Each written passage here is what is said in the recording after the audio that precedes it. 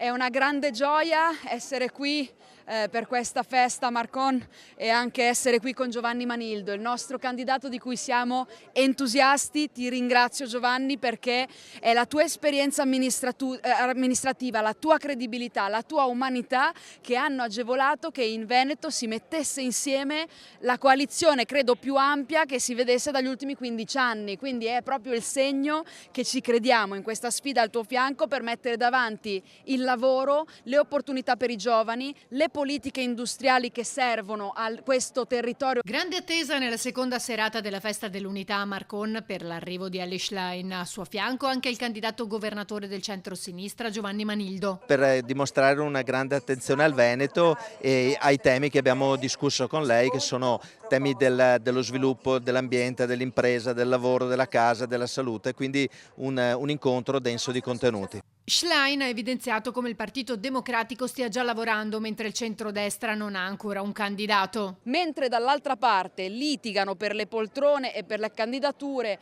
ed è incredibile, fatemi dire, che quando si chiude un ciclo importante come 15 anni di Zaia e prima 15 anni di Galan non abbiano preparato il dopo, cioè non si siano occupati di costruire il ricambio, l'innovazione, investire su una nuova classe dirigente.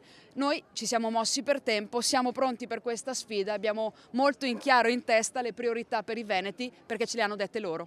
Presenti anche Matteo Bellomo, Andrea Martella e Alessandro Zan. È un momento di partecipazione, di carica, di voglia di fare e credo che possa essere un segnale di fiducia che dà fiducia a tutti quanti noi in vista delle prossime elezioni. Questo è anche un indice di serietà, no, di una coalizione di centrosinistra che vuole un riscatto, un momento di rivincita perché il Veneto è rimasto indietro in termini infrastrutturali, anche la sanità in Veneto è in una condizione di grande difficoltà, per cui serve un presidente della regione che sia in grado di affrontare le sfide che riguardano le cittadine e i cittadini veneti. Presente a sorpresa anche il sindaco di Marcon che ha spiegato. Un passaggio doveroso, è un evento importante per Marcon, sicuramente questa situazione crea socialità e soprattutto abbiamo dato un messaggio di apertura, di partecipazione, a prescindere dalle idee politiche noi siamo disponibili a far parlare tutti e anche la segretaria Schlein